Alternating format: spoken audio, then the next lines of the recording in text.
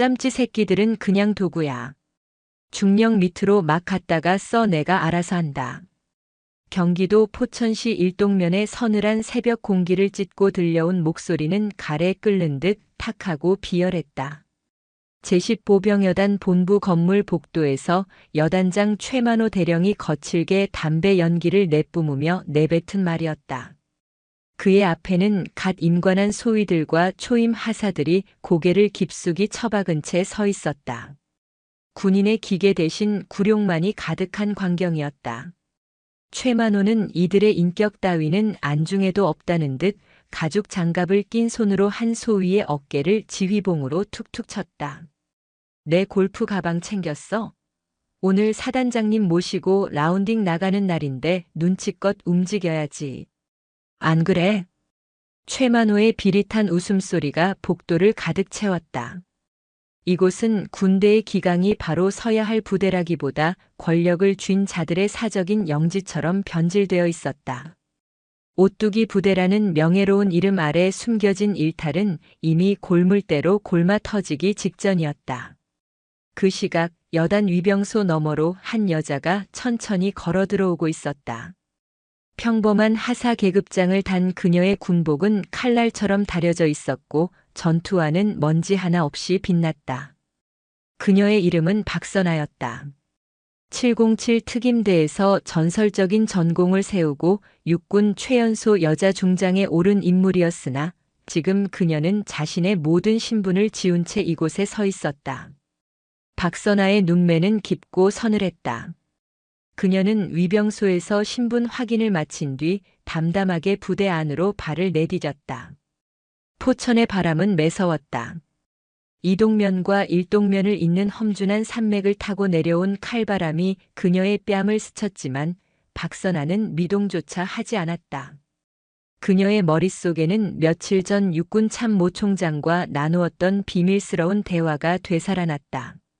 정용권 육군 참모총장은 박선아를 조용히 불러 지시했다. 제8보병 사단의 수치적인 성과는 훌륭하지만 내부적으로 초급 간부들의 절규가 끊이지 않는다는 정보였다. 특히 사단장과 그 신복들이 계급을 이용해 사적인 이익을 취하고 폭압적인 분위기를 조성하고 있다는 점이 문제였다. 군의 뿌리가 흔들리는 것을 두고 볼 수 없었던 총장은 자신의 가장 날카로운 칼인 박선아를 제5군단장 취임 전 하사로 위장 침투시켰다. 보고 드립니다. 금일부로 제10보병여단 본부 중대로 명받은 하사 박선아입니다. 돌격. 그녀는 행정 안내실에 도착해 단호하게 경례를 올렸다.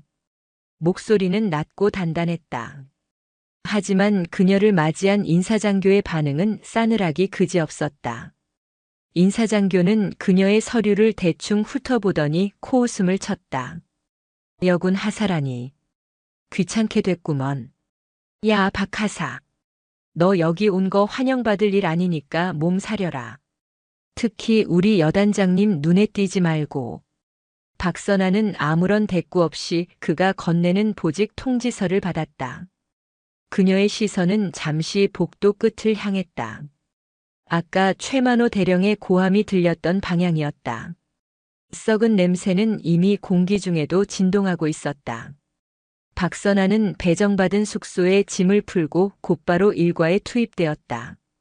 그녀에게 주어진 첫 번째 업무는 다름 아닌 여단장실 주변의 청소였다. 대령급 지휘관의 사적 공간을 관리하는 일에 초임 하사를 동원하는 것 자체가 명백한 규정 위반이었으나 이곳에서는 그것이 당연한 관례처럼 굳어져 있었다. 복도를 지나던 중 박선아는 또다시 최만호를 마주쳤다. 그는 화려한 금장 장식이 박힌 지휘봉을 휘두르며 걸어오고 있었다. 박선아는 벽 쪽으로부터 정석대로 경례를 올렸다. 돌격. 최만호는 걸음을 멈추고 박선아를 뚫어지게 쳐다봤다. 그의 눈에 비친 박선아는 그저 다루기 쉬운 어린 여군 하사일 뿐이었다. 최만호는 끈적하고 기분 나쁜 시선으로 박선아의 어깨를 지휘봉 끝으로 찔렀다. 새로운 하사인가? 얼굴이 꽤 반질반질하네. 야, 박하사라고 했나? 너 오늘부터 내 집무실 화분 물 주는 거랑 내 개인 차량 세차 내가 전담해라. 그리고 주말에 사택이사 보조할 인원 필요하니까 내가 조장 맡아서 애들 좀 추려놔. 알았어? 박선아의 눈동자가 아주 잠시 차갑게 빛났다. 그것은 공포가 아니라 끓어오르는 멸시였다.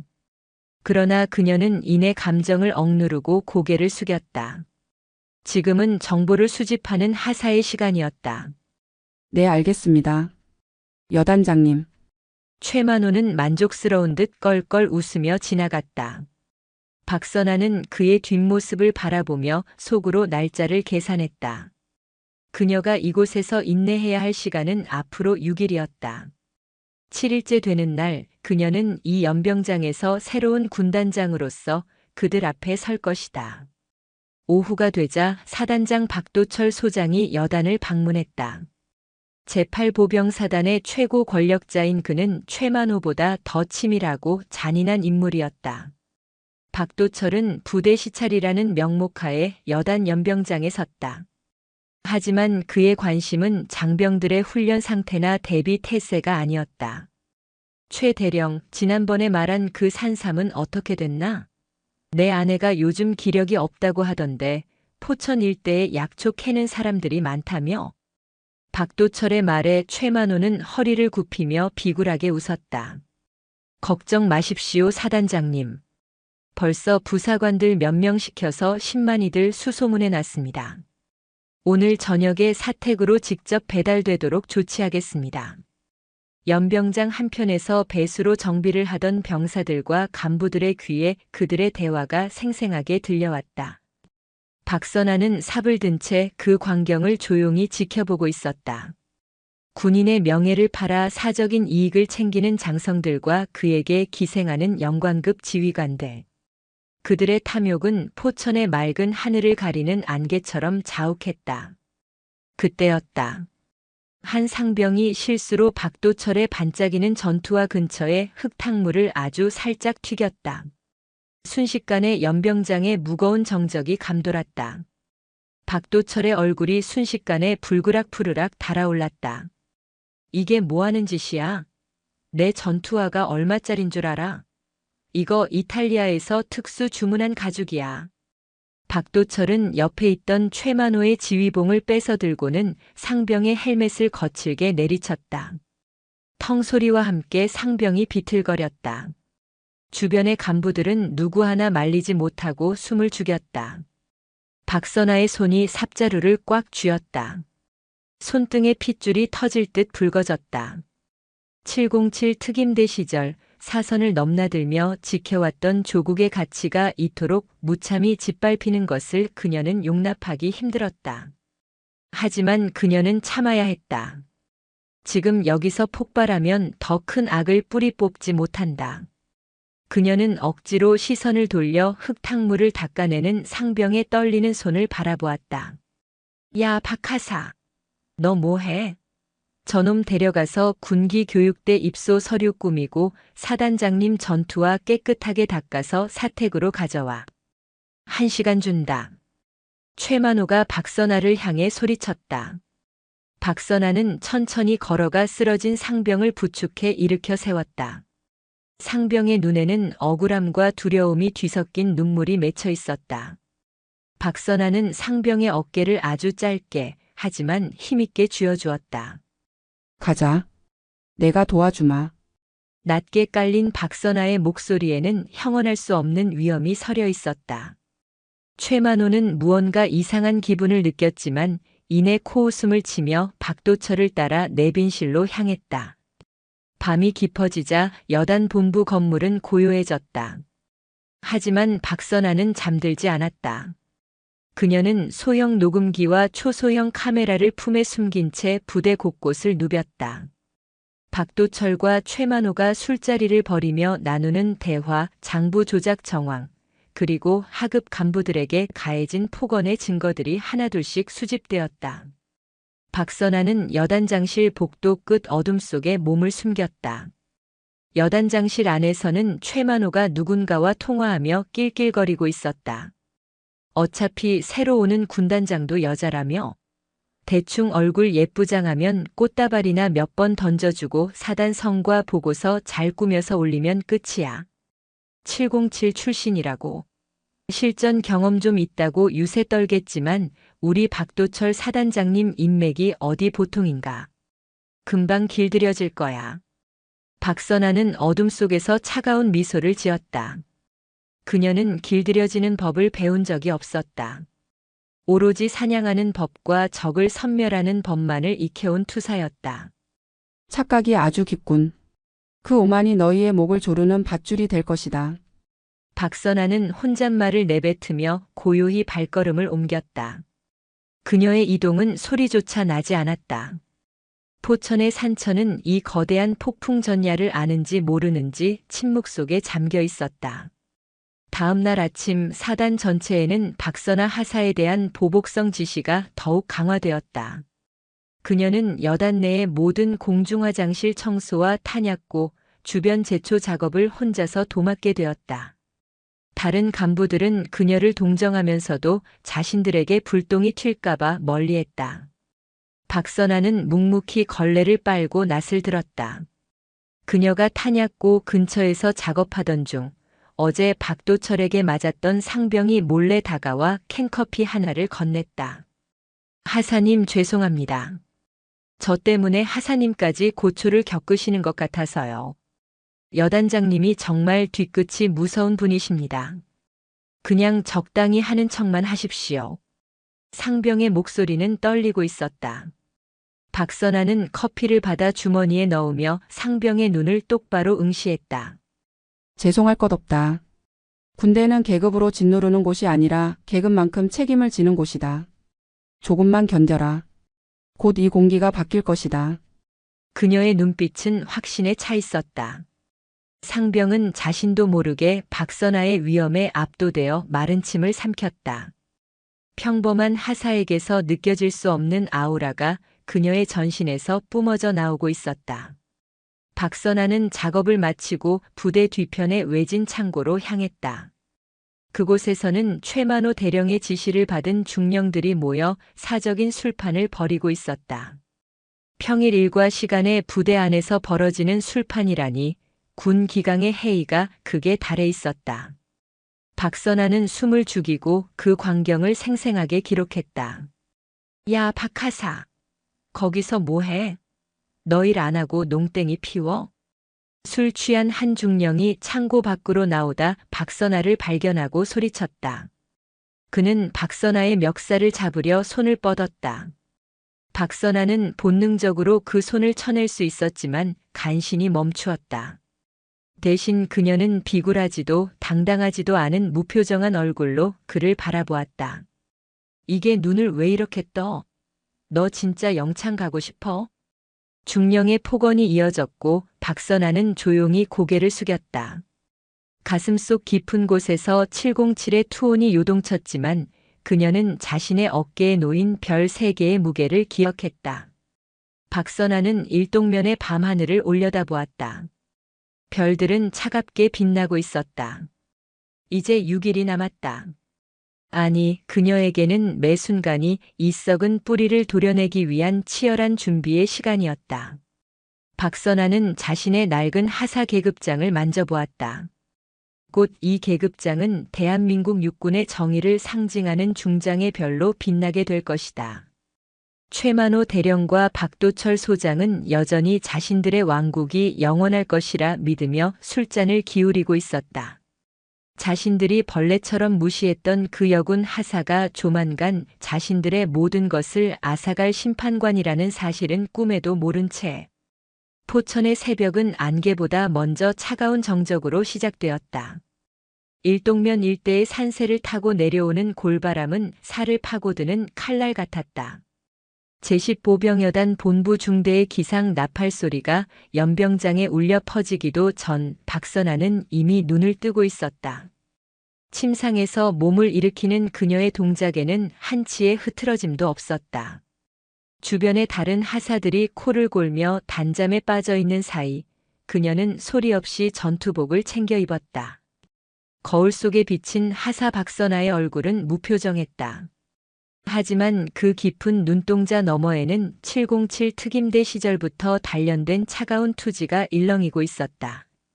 박선아에게 주어진 오늘의 첫 업무는 여단장 최만호 대령의 개인 집무실과 그 뒤편에 연결된 비밀 휴게실을 정비하는 일이었다.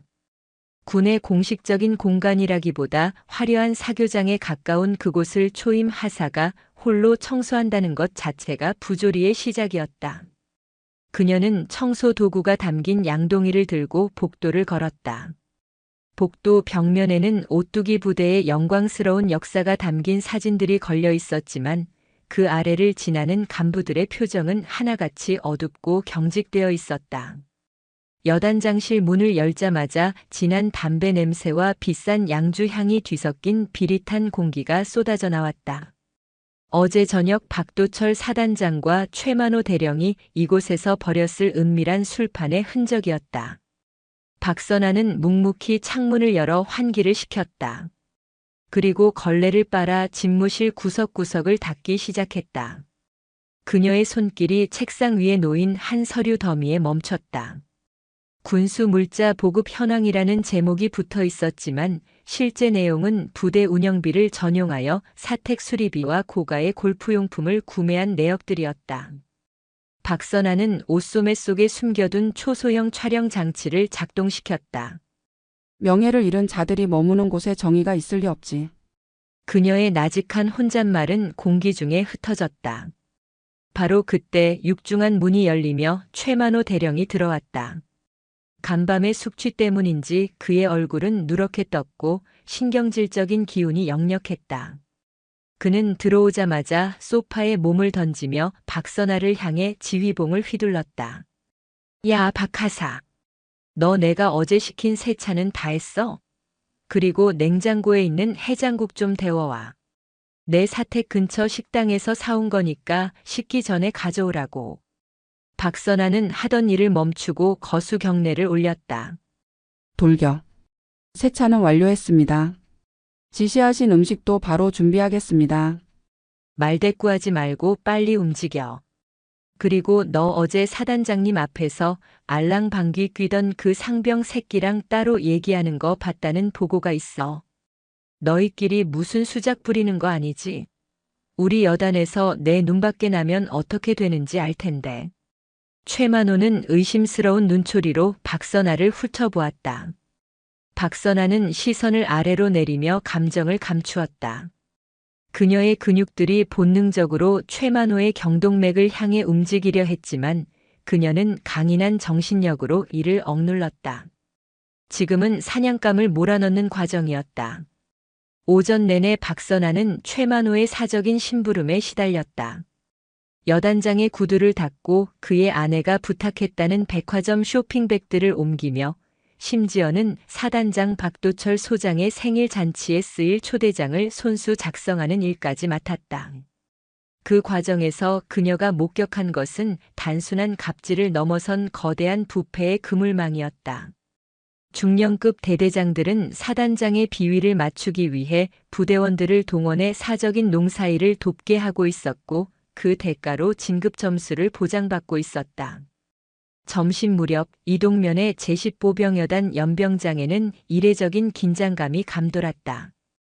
박도철 사단장이 예고 없이 방문했기 때문이었다. 그는 최만호 대령을 대동하고 장병들의 점심 배식 현장을 시찰했다. 하지만 그것은 보여주기식 행정의 극치였다. 식당 입구에는 급하게 준비된 고급 한정식 도시락이 사단장과 여단장을 위해 따로 마련되어 있었다.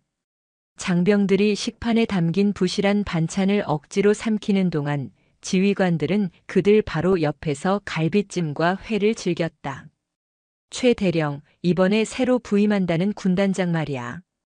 여자 주제에 707에서 좀 날아다녔다고 우리 같은 베테랑들 위에 서려고 하겠지? 정용권 총장이 아주 총애한다던데 우리가 본때를 좀 보여줘야 하지 않겠나? 박도철 소장은 이빨 사이에 낀 고기 찌꺼기를 쑤시며 거만하게 말했다. 최만호는 맞장구를 치며 비굴한 웃음을 흘렸다. 암요 사단장님. 포천 땅이 어디 여자 장군 하나 온다고 쉽게 변하는 곳입니까? 오자마자 행정 서류 더미에 파묻히게 해서 정신 못 차리게 만들어 놓겠습니다. 현장을 모르는 여자들이 뭘 알겠습니까? 그들의 대화는 식당 구석에서 잔반을 정리하던 박선아의 귀에 또렷하게 박혔다. 그녀는 식판을 닦으며 입가에 서늘한 미소를 지었다. 그녀는 그들이 말하는 현장이 무엇인지 누구보다 잘 알고 있었다. 그녀가 707 특임대에서 사선을 넘나들며 피를 흘릴 때 저들은 따뜻한 사무실에서 부하들의 고열을 짜내고 있었을 뿐이다. 오후에는 더 참혹한 광경이 벌어졌다. 최만호 대령이 자신의 골프 실력을 뽐내기 위해 연병장 한복판에 간이 연습장을 차린 것이었다. 그는 초임 하사들과 병사들을 일렬로 세워놓고 자신이 친공을 주워오게 시켰다. 야, 박하사. 너는 저기 100m 지점에 서서 공이 어디 떨어지는지 정확히 표시해. 하나라도 못 찾으면 오늘 저녁은 없다. 박선아는 아무 말 없이 연병장 한가운데로 걸어 나갔다. 포천의 뜨거운 햇살이 내리쬐는 연병장에서 그녀는 날아오는 골프공들을 지켜보았다. 공이 그녀의 발치에 떨어질 때마다 최만호의 비소와 욕설이 섞인 고함이 들려왔다. 옆에 서 있던 한 소위가 더위를 이기지 못하고 비틀거리자 최만호는 채를 휘두르며 다가왔다. 정신 안 차려? 너희 같은 짬찌들은 군인이 아니야. 지휘관의 컨디션을 관리하는 소모품이라고. 다시 서. 최만호는 소위의 정강이를 골프채로 툭툭 치며 모욕을 주었다. 박선아의 눈동자가 순식간에 707의 저격수 모드로 변했다. 그녀는 주머니 속에 숨겨진 무전기의 전원을 켰다. 그것은 육군본부 직통 회선이었다. 여기는 백항. 현재 제10보 병여단 연병장. 지휘관의 심각한 직권남용 및 가혹행위 현장 체증 완료. 내부 비리 장부 및 전용 내역 확보. 작전 진행률 90%. 무전기 너머로 정용권 총장의 짧고 굵은 음성이 들려왔다. 계속 진행하라. 취임식 날 모든 것을 끝낸다. 박선아는 무전을 끊고 다시 무표정한 하사의 얼굴로 돌아갔다. 그녀는 최만호가 친공을 주워 올리며 그에게 다가갔다. 최만호는 땀 한 방울 흘리지 않은 박선아의 모습이 마음에 들지 않는지 눈을 부릅떴다. 너는 왜 이렇게 쌩쌩해? 아주 팔팔하구먼. 박하사, 너 오늘 밤에 여단장 사택으로 와서 청소 좀 도와라. 우리 아내가 집이 좀 지저분하다고 난리거든. 거절은 없는 거 알지? 박선아는 가볍게 고개를 숙였다. 네, 알겠습니다. 여단장님. 반드시 방문하겠습니다. 밤이 되자 박선아는 지시대로 최만호의 사택을 찾았다. 부대 밖 일동면의 조용한 주택가에 위치한 사택은 군 간부의 집이라고 믿기 어려울 정도로 화려했다. 집 안으로 들어서자 최만호는 편안한 복장으로 소파에 누워 있었고 그의 아내는 거만한 태도로 박선아에게 걸레를 던졌다. 먼지 하나라도 남으면 내 남편한테 말해서 너 아주 힘들게 만들 줄 알아. 군대 왔으면 군대답게 행동해야지 여자가 어디서 하사질이야? 박선아는 묵묵히 바닥을 닦기 시작했다. 하지만 그녀의 손은 바닥이 아닌 가구 밑과 벽 틈새에 초소형 도청 장치를 설치하고 있었다. 최만호는 아내와 대화하며 사단장 박도철과 모의한 군납 비리 결탁 내용을 상세히 읊어댔다. 어느 업체에서 얼마의 뒷돈을 받았는지, 이번에 군단장이 오면 어떤 식으로 장부를 숨길 것인지에 대한 모든 계획이 박선아의 수신기로 흘러들어왔다. 집을 나오며 박선아는 사택 마당에 핀 붉은 꽃들을 바라보았다. 화려하게 피어난 꽃들 아래에는 썩어 문드러진 흙이 가득했다. 그녀는 주머니에서 707 특임대 시절 동료들과 찍은 사진을 꺼내보았다. 조국을 위해 목숨을 바친 영혼들의 얼굴이 떠올랐다. 그들이 지키고자 했던 것은 이런 탐욕의 낙원이 아니었다. 7일. 그 짧은 시간이 너희에게는 영원한 지옥의 문턱이 될 것이다. 박선아는 어둠 속으로 몸을 숨기며 부대로 복귀했다. 그녀의 발걸음은 이제 더 이상 하사의 것이 아니었다. 군의 기강을 바로잡고 썩은 살을 도려내기 위해 찾아온 진정한 지휘관의 행보였다. 다음 날부터 부대의 분위기는 더욱 기괴하게 흘러갔다. 취임식을 앞두고 사단장과 여단장은 자신들의 과오를 덮기 위해 장병들을 더욱 가혹하게 몰아세웠다. 훈련은 뒷전이었고 오로지 취임식장 장식과 의전 연습에만 수만 명의 병력이 동원되었다. 박선아는 그 모든 과정의 중심에서 묵묵히 고통받는 장병들의 곁을 지켰다. 그녀는 화장실에서 혼자 울고 있는 초임 여군 소위의 어깨를 잡아주었고 부당한 기합을 받는 병사들의 식판에 자신의 소시지를 말없이 얹어주었다. 장병들은 이름 모를 하사 박선아에게서 기묘한 평온함과 힘을 느꼈다. 그녀가 곁에 있을 때면 최만호의 폭언도 박도철의 위세도 그리 두렵지 않게 느껴지는 신비로운 경험이었다. 제2장의 끝자락에서 포천의 산등성이 위로 붉은 해가 떠올랐다. 이제 취임식까지 남은 시간은 단 사흘이었다. 박선아는 연병장 한가운데 서서 군단장 기가 개양될 깃대를 바라보았다. 바람에 펄럭이는 태극기의 소리가 마치 그녀에게 진격의 신호를 보내는 비명처럼 들려왔다. 박선아는 자신의 전투화 끈을 다시 한번 단단히 조염했다. 그녀의 가슴 안쪽 포켓에는 이미 수백 쪽 분량의 비리 보고서와 영상 증거들이 완벽하게 정리되어 있었다. 이제 남은 것은 사냥개의 목줄을 푸는 일뿐이었다. 최만호 대령은 여전히 자신의 집무실에서 거드름을 피우며 부하들을 닥달하고 있었고 박도철 소장은 군단장 취임식에서 박선아 중장을 어떻게 요리할지 궁리하며 술잔을 기울였다. 그들은 자신들의 머리 위에 거대한 심판의 칼날이 매달려 있다는 사실을 전혀 인지하지 못한 채 마지막까지 권력의 단맛에 취해 있었다. 박선아는 조용히 눈을 감았다. 포천의 거친 바람이 그녀의 머리카락을 흩뜨렸다. 그녀의 입가에 맺힌 미소는 차갑다 못해 시릴 정도였다. 707의 전설, 육군 최연소 여자 중장 박선아. 그녀의 진짜 이야기는 이제 막 서막을 지나 본론으로 치닫고 있었다. 포천의 산세는 밤이 되면 더욱 거칠게 숨을 몰아쉬었다. 제8보병사단 예하 제10보병여단의 연병장은 자정이 넘은 시각에도 불빛이 꺼지지 않았다. 사단장 박도철 소장의 지시로 예정에도 없던 급조된 야간 열병식 연습이 한창이었기 때문이었다. 오로지 신임 군단장에게 보여주기 위한 화려한 의전만이 이 부대의 존재 이유가 된 듯했다. 박선아는 연병장 구석에서 무거운 방송 장비를 옮기며 그 광경을 지켜보았다. 야, 박하사. 너는 왜 자꾸 동작이 그 모양이야? 군단장님 오셨을 때 선줄이 조금이라도 흐트러지면 내가 책임질 거야.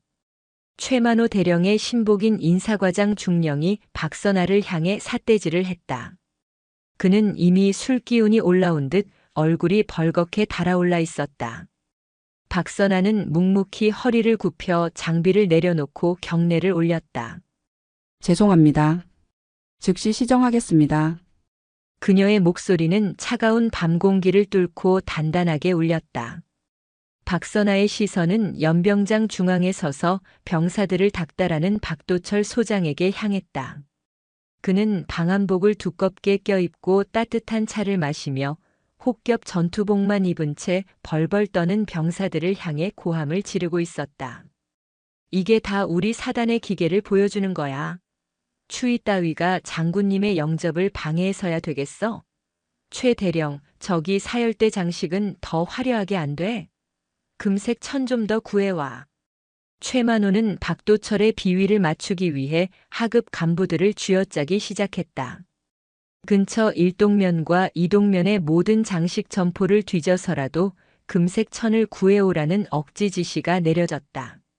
한 초임 소위가 보급 예산이 부족하다고 조심스럽게 건의하자 최만호는 들고 있던 지휘봉으로 소위의 어깨를 사정없이 내리쳤다. 예산? 내 놈들 부식비 좀 아끼면 될 거 아냐. 군단장님 눈에 들면 그게 다 예산으로 돌아오는 거야. 이 멍청한 자식아. 박선아의 눈동자가 파르르 떨렸다. 그녀는 품속에 숨겨진 녹음 장치의 작동 상태를 확인했다. 이미 최만호가 부대 운영비를 횡령하여 개인적인 선물을 구입하고 병사들의 급식비를 전용해 사단장의 취임 축하 연회를 준비하고 있다는 결정적인 증거를 확보한 상태였다. 새벽 2시가 넘어서야 연습이 끝났다. 병사들은 녹초가 되어 내무반으로 향했지만 박선아에게는 또 다른 임무가 주어졌다. 여단장 최만호의 사택에 있는 개인 서재를 정리하라는 지시였다. 박선아는 어둠이 짙게 깔린 일동면의 길을 걸으며 자신의 가슴 위에 놓인 보이지 않는 별의 무게를 느꼈다. 사택에 도착하자 최만호는 이미 만취한 상태로 소파에 널브러져 있었다. 그는 박선아가 들어오는 것을 보더니 비틀거리며 다가왔다. 어이, 박하사. 너 참 일 잘해. 군단장 취임식 끝나면 내가 너 사단장님 비서실로 추천해 줄까? 거기 가면 나랏돈 만지는 재미가 쏠쏠할 텐데 말이야. 대신 내 말 잘 들어야 한다. 응? 그는 박선아의 턱을 만지려 손을 뻗었다. 박선아는 본능적으로 고개를 돌려 피했다. 707 특임대 시절 테러리스트의 칼날도 두려워하지 않았던 그녀였지만 아군이라고 믿었던 지휘관의 추잡한 손길은 견디기 힘든 구역질을 동반했다. 여단장님 취하셨습니다. 지시하신 서재 정리를 시작하겠습니다. 이게 어디서 도도하게 굴어. 너 같은 하사 하나 앞길 막는 건 일도 아니야. 최만호는 씩씩거리며 다시 소파로 돌아가 잠들었다. 박선아는 서재로 들어가 조용히 문을 잠갔다. 그녀의 손은 기계처럼 빠르게 움직였다. 책상 서랍 깊숙한 곳에서 발견된 이중 장부에는 박도철 사단장과 최만호 여단장이 지난 2년간 군납 업체로부터 받아 챙긴 뇌물 목록이 상세히 적혀 있었다. 포천 일대의 군부대 공사를 독점하게 해주는 대가로 오고 간 검은 돈의 흐름이 박선아의 카메라에 고스란히 담겼다. 드디어 꼬리를 잡았군. 박선아는 장부를 제자리에 두고 사택을 나왔다. 멀리 오대산 너머로 푸르스름한 새벽빛이 올라오고 있었다. 이제 취임식까지 남은 시간은 48시간이었다.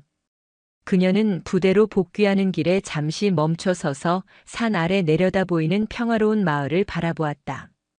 저 평화를 지키기 위해 군인이 존재하건만 정작 군의 내부에서는 썩은 고름이 터져 나오고 있었다.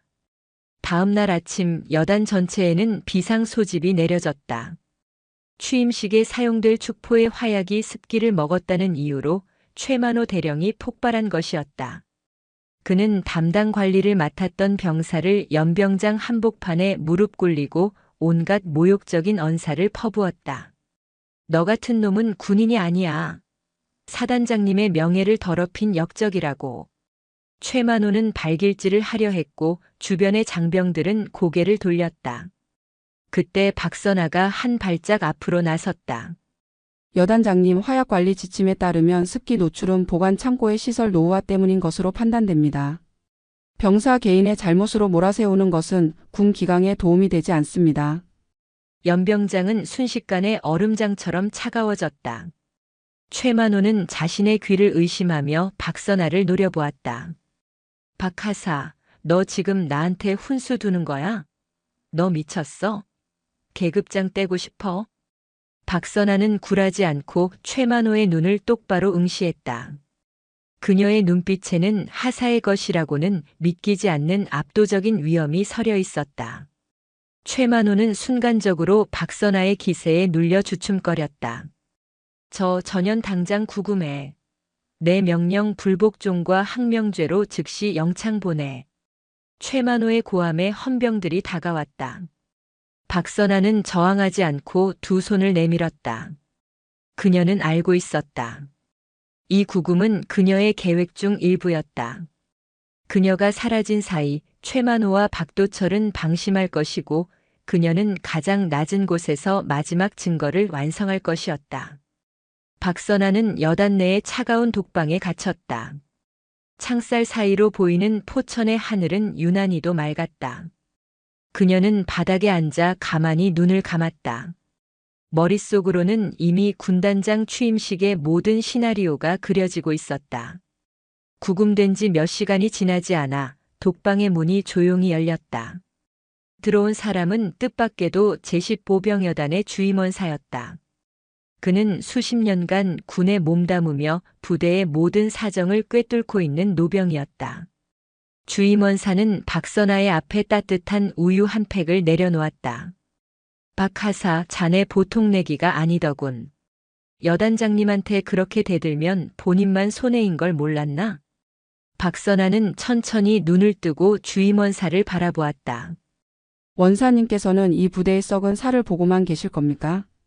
주임원사의 눈동자가 크게 흔들렸다. 그는 주변을 살피더니 낮게 속삭였다. 나라고 왜 모르겠나. 하지만 박도철 사단장님은 육군본부에도 줄이 닿아 있는 사람이야. 하사 하나가 나선다고 변할 세상이 아니네. 세상은 변하지 않아도 군의 명예는 지켜야 합니다. 원사님, 저를 도와주십시오. 제가 이 모든 것을 끝낼 수 있게 해주십시오. 박선아의 목소리에는 거부할 수 없는 힘이 담겨 있었다. 주임원사는 한참 동안 박선아를 응시하다가 품속에서 낡은 수첩 하나를 꺼냈다. 그 안에는 최만호 대령이 그동안 병사들에게 저지른 가혹행위와 인사비리에 대한 구체적인 증거들이 빽빽하게 적혀 있었다. 노병 또한 정의가 살아있음을 증명하고 싶었던 것이었다. 감사합니다. 이 은혜는 잊지 않겠습니다.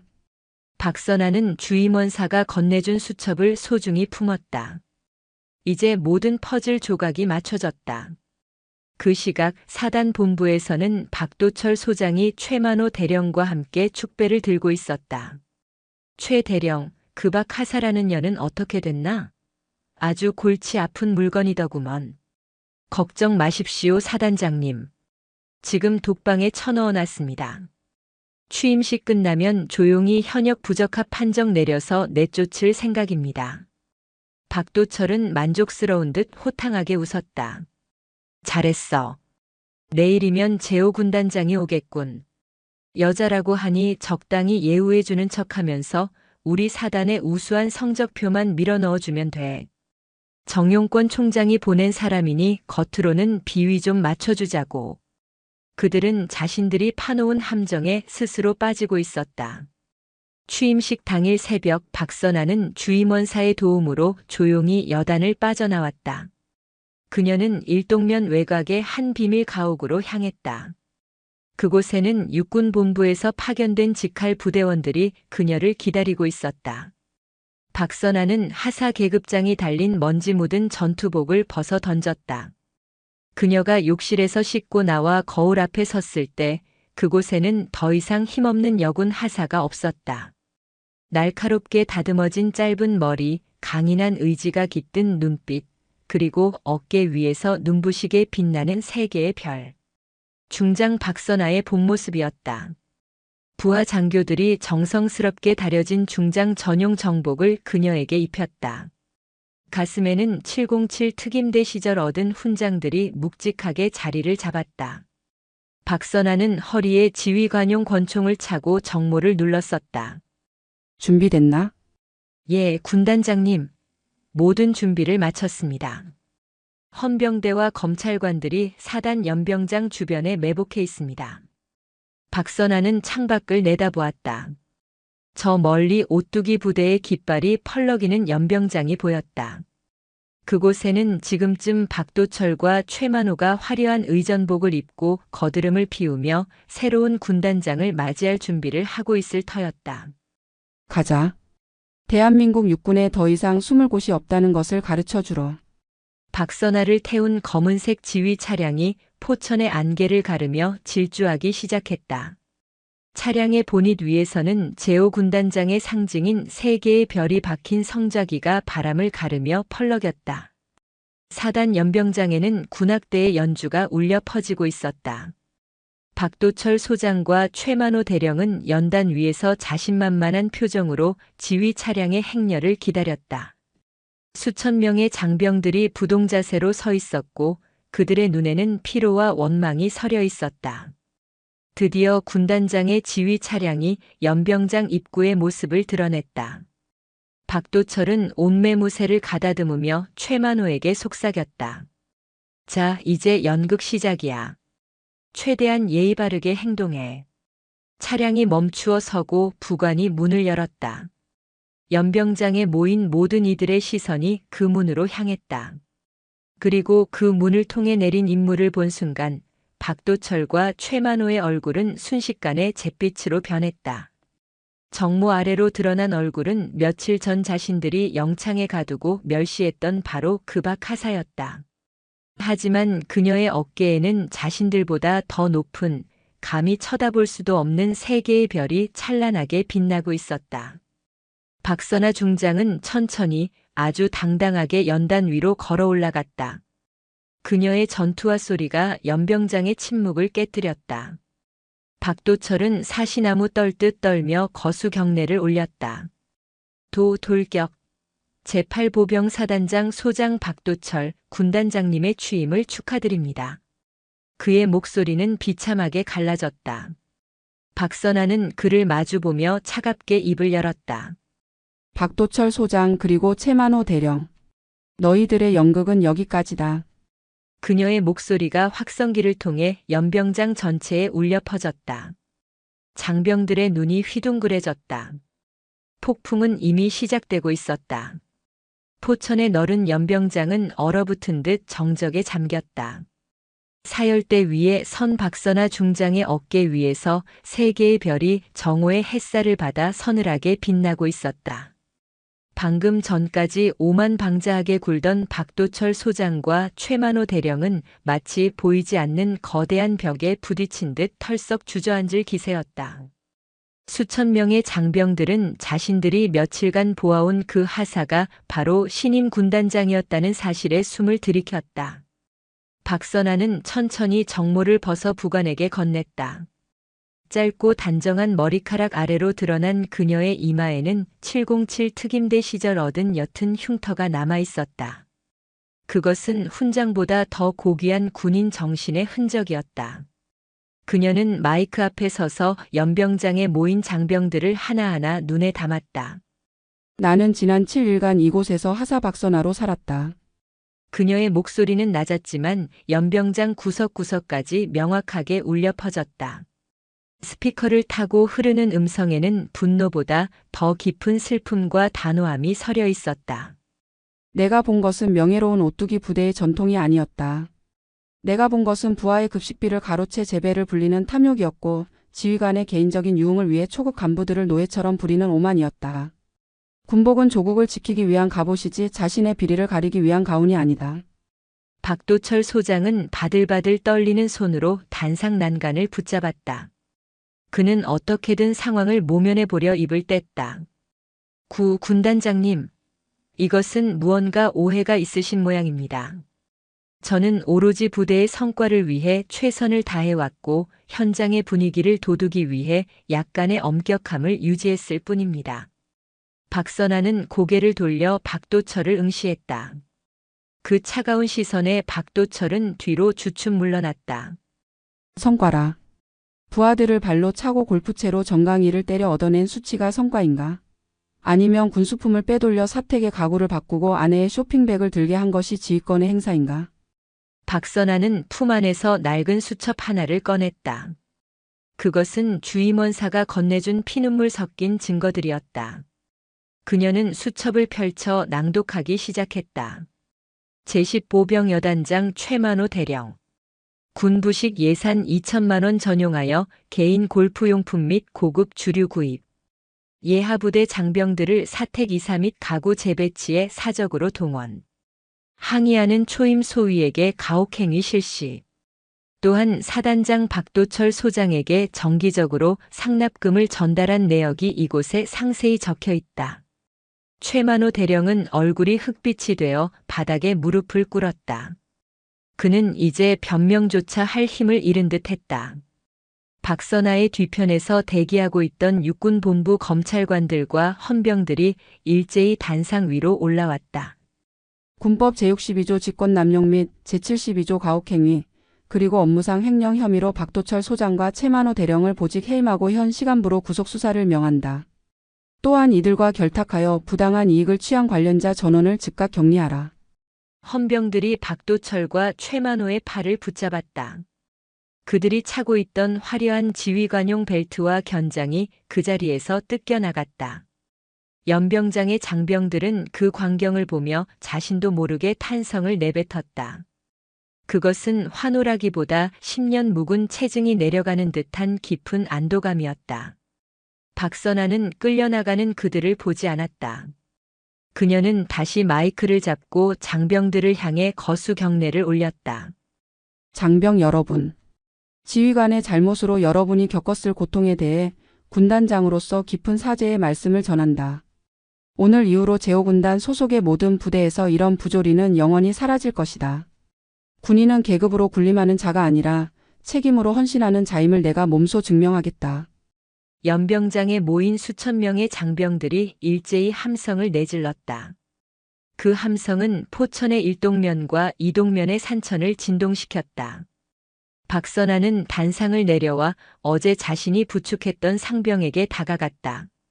상병은 군단장으로 돌아온 그녀를 보며 눈물을 흘리며 경례를 올렸다. 돌격. 고생 많았다. 이제 내가 흘린 눈물은 억울함이 아니라 자부심의 증거가 될 것이다. 박선아는 상병의 어깨를 꽉 쥐어주었다. 그녀의 손길은 따뜻했고 단단했다. 707의 전설은 이제 한 부대의 영웅을 넘어 대한민국 육군 전체의 새로운 희망이 되어가고 있었다. 심판의 폭풍이 휩쓸고 지나간 제8보병사단에는 새로운 공기가 흐르기 시작했다.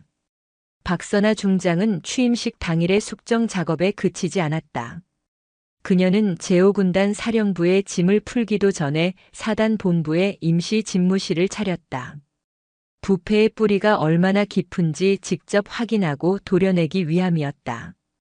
사단장실에 걸려있던 박도철의 화려한 초상화는 이미 철거되었다. 그 자리에는 대신 대한민국 육군 복무 신조가 적힌 소박한 액자가 걸렸다. 박선아는 쉴 새 없이 밀려드는 서류들을 검토하며 부적절하게 집행된 예산들을 다시 장병들의 복지시설과 급식비로 환원하는 지시를 내렸다. 군수참모 이 예산안을 봐라.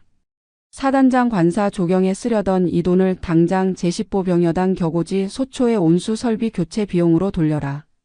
병사들이 찬물로 씻는 동안 지휘관이 꽃구경을 하는 것이 가당키나 한 일인가?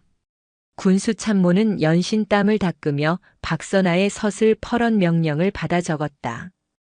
그는 박선아가 하사 시절 보았던 비굴한 영관급 장교 중 하나였으나 이제는 그녀의 위험 앞에 고개조차 들지 못했다. 며칠 후 박선아는 예고 없이 제10보병여단을 다시 찾았다. 이번에는 검은색 지휘 차량을 타고 별 3개가 선명한 성자기를 휘날리며 당당히 들어섰다.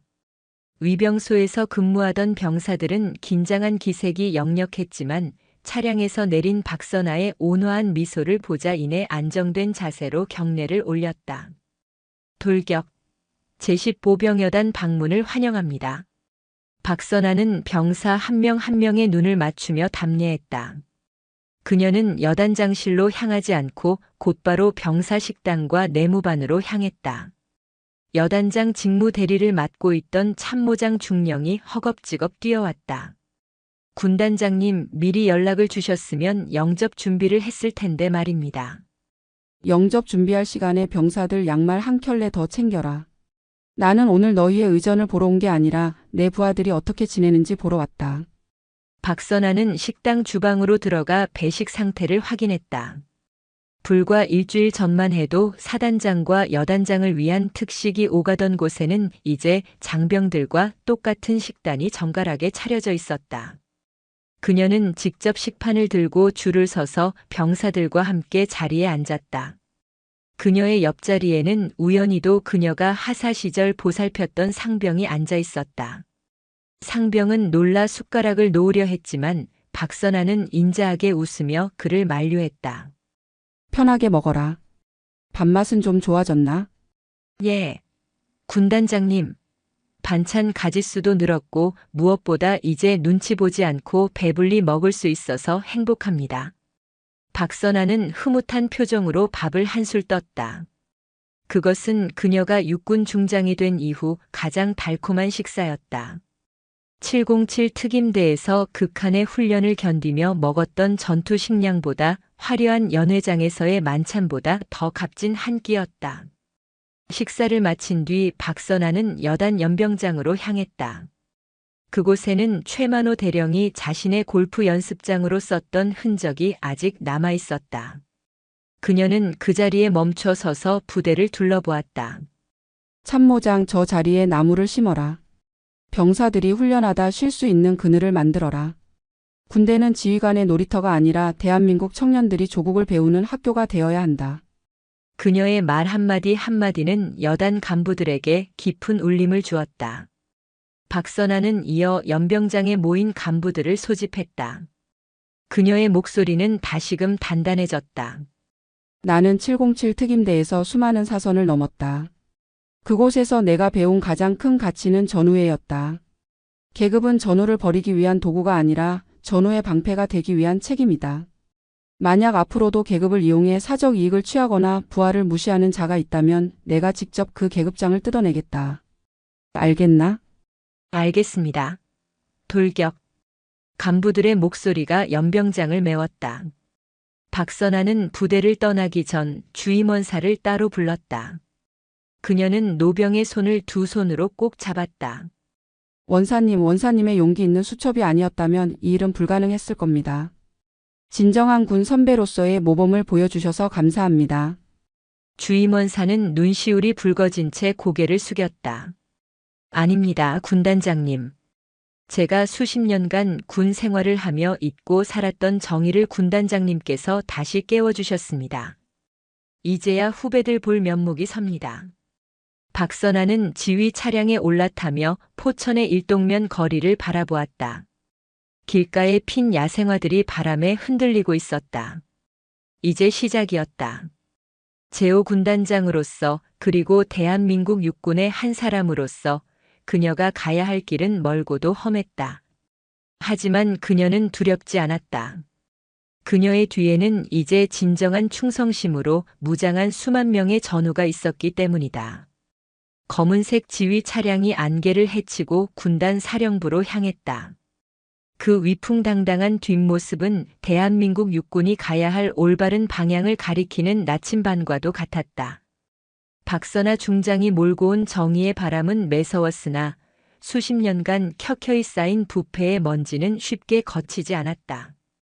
제8보병사단의 수뇌부가 교체되었음에도 불구하고 여전히 부대 곳곳에는 박도철과 최만호의 그늘 아래서 단맛을 보았던 잔당들이 숨어 있었다. 그들은 박선아의 개혁을 일시적인 소나기로 치부하며 머리를 낮게 숙인 채 다시 먹구름이 끼기만을 기다리고 있었다. 박선아는 군단 사령부 집무실에 앉아 포천 일대의 지형도를 살폈다. 그녀의 눈길은 사단 본부에서 멀리 떨어진 국망봉 자락 깊숙한 곳에 위치한 격오지 부대들에 머물렀다. 화려한 사단 연병장의 비극은 끝났을지 모르나 사람의 발길이 잘 닿지 않는 산속 소초들의 사정은 알 수 없었다. 부관, 오늘 오후 일정을 모두 비워라. 아무에게도 알리지 말고 이동면 상간 지대에 있는 독립중대들을 시찰하겠다. 군단장님, 그쪽은 도로 상황도 좋지 않고 눈이 덜 녹아 위험합니다.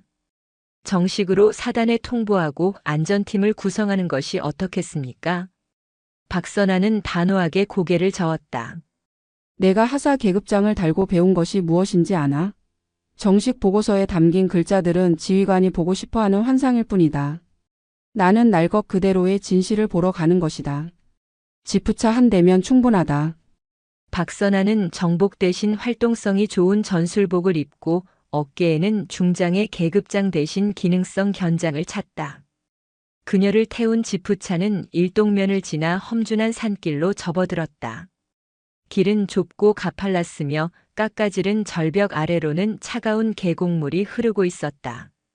한참을 달려 도착한 곳은 제10보병여단 소속의 한 산악 소초였다. 부대에 도착하자 당직 사관이 당황하며 달려나왔다. 군단장이 예고도 없이 산꼭대기 소초에 나타날 것이라고는 상상도 못한 일이었다. 돌격. 소초 방문을 환영합니다. 박선아는 거수 경례를 받으며 소초 안으로 발을 들였다. 공기는 차가웠고 건물 벽면에는 곰팡이 냄새가 진동했다. 그녀는 곧장 병사들이 잠을 자는 생활관으로 향했다. 생활관 한 구석에서 한 이병이 다리를 절며 장비를 닦고 있는 모습이 그녀의 눈에 들어왔다.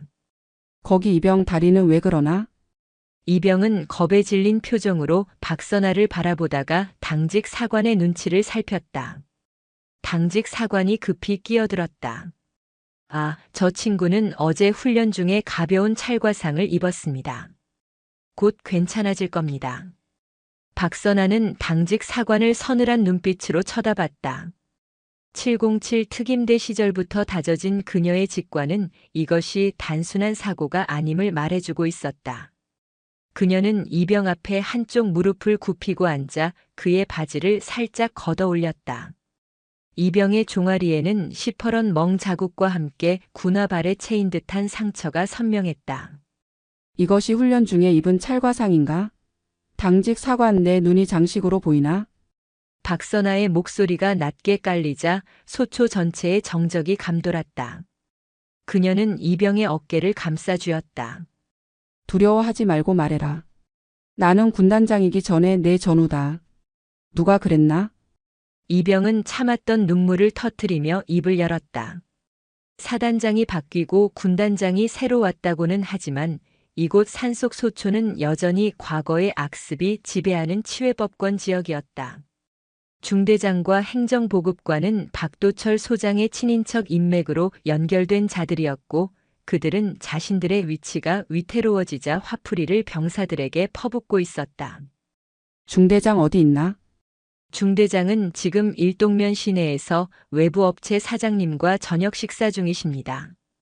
박선아는 기가 막힌 듯 헛웃음을 지었다. 장병들은 산속에서 멍이 든 채 장비를 닦고 있는데 지휘관은 부대를 비우고 사적인 이익을 위해 시내에서 술잔을 기울이고 있었다. 그녀는 즉시 군단 헌병대를 호출했다. 오늘 밤 이 소초를 포함한 독립중대 전원에 대한 특별 감찰을 실시한다. 중대장을 비롯한 간부들의 위치를 실시간으로 파악하고 부당한 가혹행위가 있었는지 전수조사해라. 단 한 명도 빠뜨리지 마라. 박선아는 그날 밤 소초에서 병사들과 함께 밤을 지새웠다. 그녀는 직접 이병의 상처에 약을 발라주며 그들의 이야기를 들었다. 부급식비가 빼돌려져 간부들의 술값으로 쓰인 정황, 휴가를 담보로 한 금품 요구 등 차마 입에 담기 힘든 부조리들이 쏟아져 나왔다. 새벽녘 시내에서 술에 취해 돌아오던 중대장은 부대 입구에서 대기하고 있던 헌병대와 박선아 중장을 마주하고는 그대로 실신했다. 박선아는 쓰러진 그를 차갑게 내려다보며 말했다. 내 놈이 마신 술은 병사들의 피눈물이다. 군복을 입을 자격이 없는 자에게 자비란 없다. 국망봉 소초에서 시작된 감찰은 들불처럼 번져 제오군단 전체를 뒤흔들었다. 박선아 중장은 타협하지 않았다. 그녀는 육군 참모총장 정용권 대장에게 직접 보고하여 군 내부에 잔존하는 악의 뿌리를 완전히 뽑아내겠다는 의지를 피력했다. 하지만 저항도 만만치 않았다. 박도철 소장과 연계된 일부 퇴역 장성들과 정치권의 줄을 대려는 세력들이 박선아의 개혁이 지나치게 과격하다며 여론을 조성하기 시작했다. 군의 안정을 해친다는 명분이었으나 실상은 자신들의 이권이 침해받는 것에 대한 두려움이었다. 어느 날 육군본부에서 소집된 지휘관 회의에 참석한 박선아는 수많은 장성들의 따가운 시선을 받았다. 한 고위 장성이 그녀를 향해 뼈있는 말을 던졌다.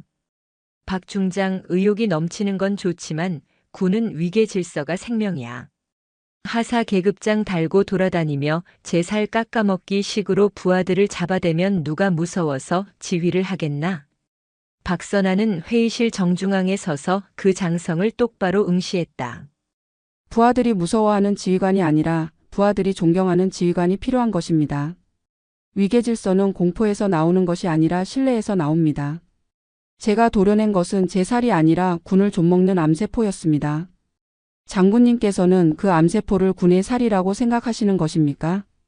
박선아의 정면 돌파에 회의실은 찬물을 끼얹은 듯 조용해졌다. 그녀의 발언은 거침이 없었고 논리는 명확했다.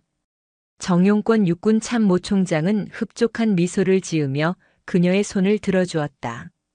포천으로 돌아온 박선아는 대규모 군단 기동 훈련을 준비했다. 이번 훈련은 단순한 병력 이동이 아니라 개혁된 군단이 얼마나 강력한 전투력을 발휘할 수 있는지를 보여주는 시험대였다. 그녀는 제8보병사단을 선봉에 세웠다. 훈련 당일 이동면의 광활한 훈련장에는 수백 대의 장갑차와 전차가 도열했다. 박선아는 직접 헬멧을 쓰고 장갑차 위에 올라탔다. 그녀는 무전기를 통해 전 군단원에게 메시지를 전했다. 여기는 군단장. 우리는 오늘 조국을 지키는 강철의 방패임을 증명할 것이다. 내 옆에 전우를 믿어라. 지휘관은 가장 위험한 곳에서 너희와 함께할 것이다. 전 군단 돌격. 훈련은 실전을 방불케 했다. 박선아는 사령부에 앉아 지시만 내리는 대신 직접 현장을 누비며 병사들의 사기를 북돋웠다.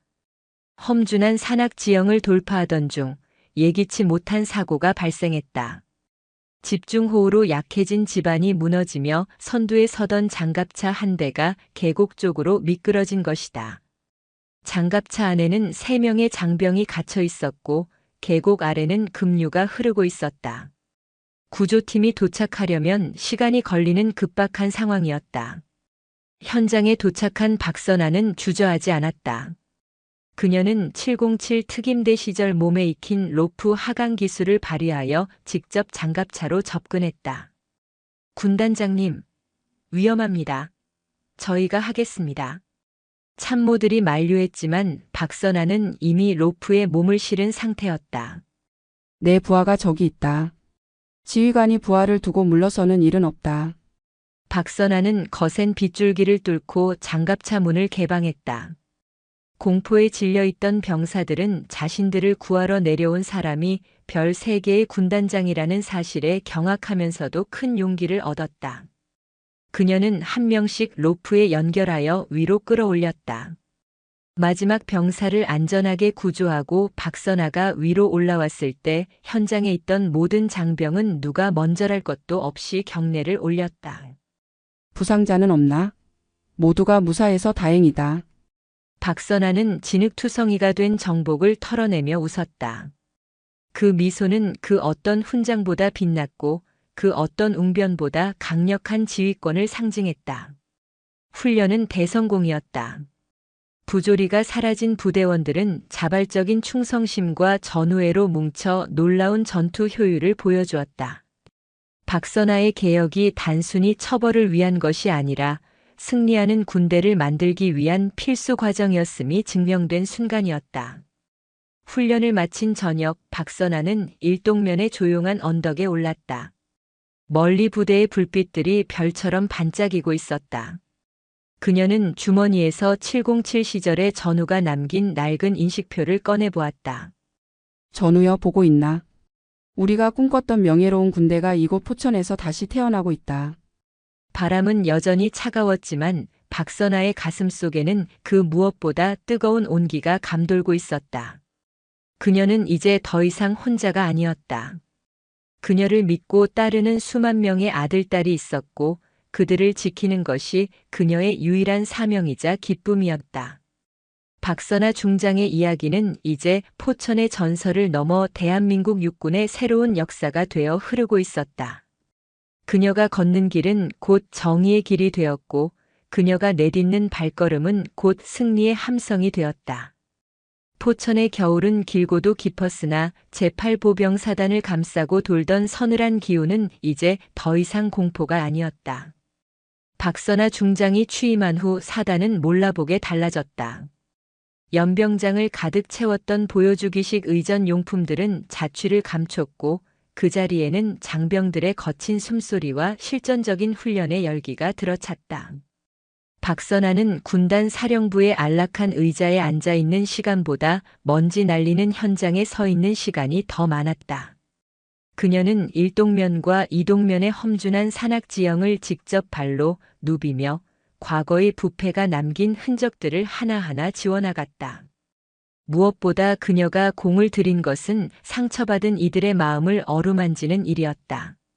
어느 눈 내리는 오후 박선아는 수행원 없이 직접 지프차를 몰고 포천의 한 외진 마을로 향했다.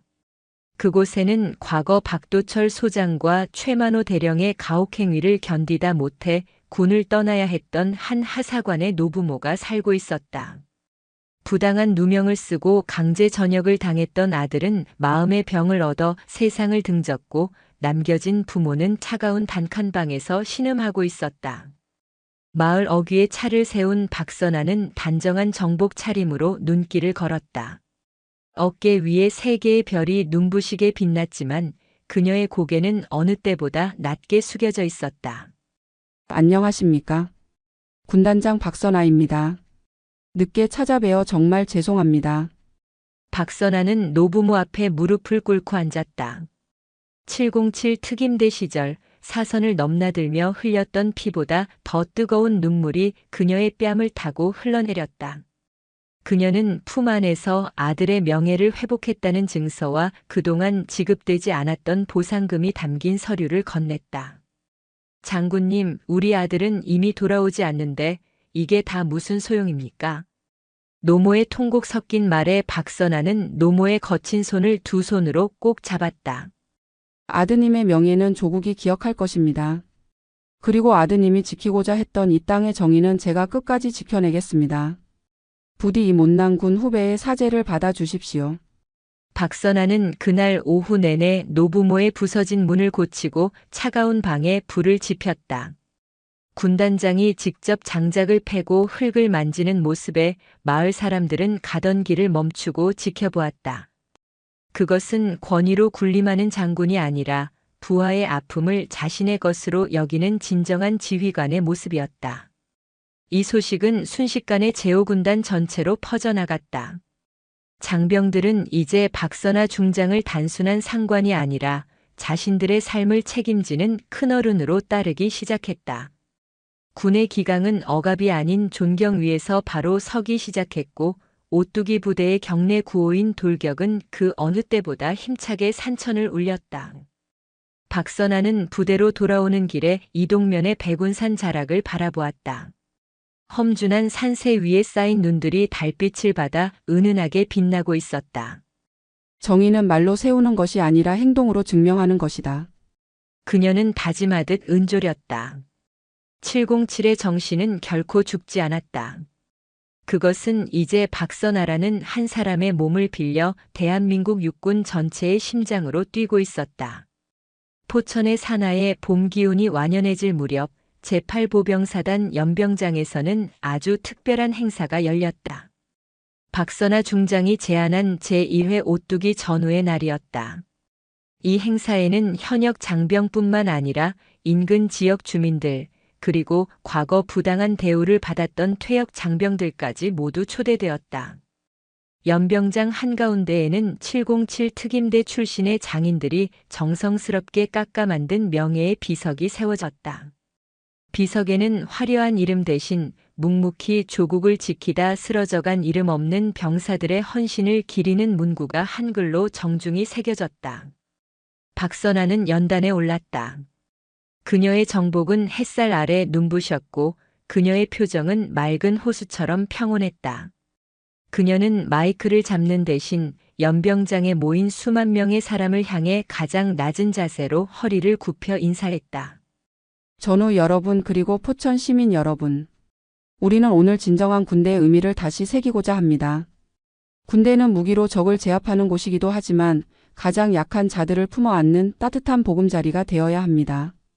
박선아의 목소리가 울려 퍼지자 연병장은 감동의 물결로 가득 찼다. 그녀는 이어 하사 시절 자신을 도와주었던 주임원사와 상병을 단상으로 불렀다.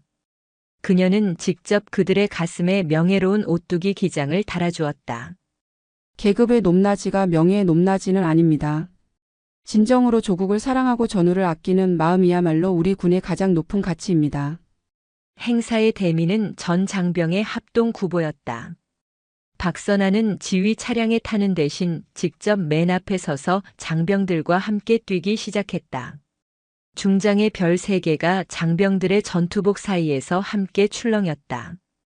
1동면과 2동면의 길을 따라 이어지는 구보 행렬은 장관을 이루었다. 길가에 나온 주민들은 손을 흔들며 환호했고 장병들의 얼굴에는 예전의 그늘 대신 건강한 웃음이 가득했다.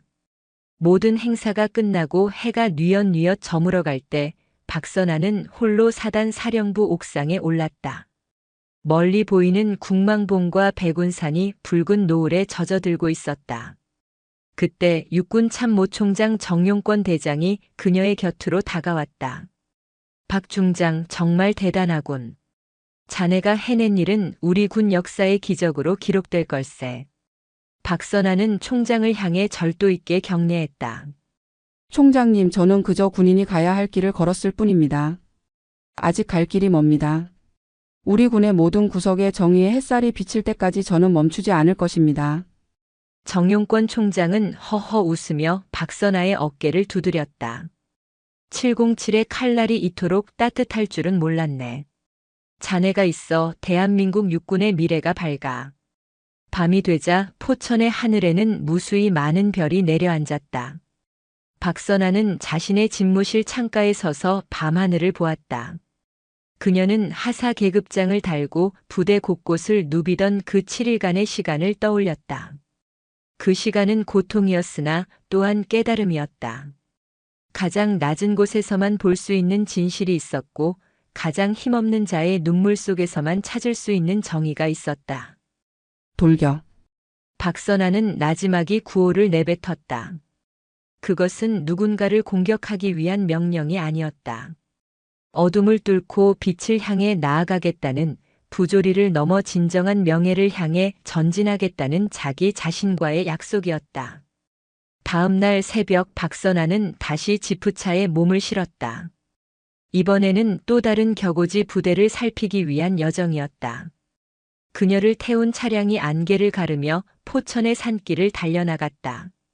차량의 보닛 위에서 펄럭이는 성좌기는 이제 제5군단의 상징을 넘어 대한민국 군인들이 가장 신뢰하고 사랑하는 정의의 깃발이 되어 있었다. 박선아 중장의 이야기는 여기서 멈추지 않는다. 그녀가 걷는 발걸음마다 새로운 희망이 피어났고 그녀가 내뿜는 온기는 차가운 군의 기강을 녹여 따뜻한 전우회로 탈바꿈시켰다. 삭풍이 몰아치는 포천의 겨울을 견뎌내고 마침내 찬란한 봄꽃을 피워낸 그녀의 서사는 명예를 소중히 여기는 모든 군인의 가슴 속에 영원히 지지 않는 별로 남을 것이다. 707 특임대의 투혼과 최연소 여자 중장의 위엄, 그리고 무엇보다 인간에 대한 깊은 자비심을 간직한 박선아. 그녀의 돌격은 조국이 부르는 그날까지 결코 멈추지 않을 것이다. 포천의 맑은 공기 속에 울려 퍼지는 웅장한 군가 소리와 함께 박선아 중장의 위대한 여정은 오늘보다 더 나은 내일을 향해 힘차게 나아가고 있었다.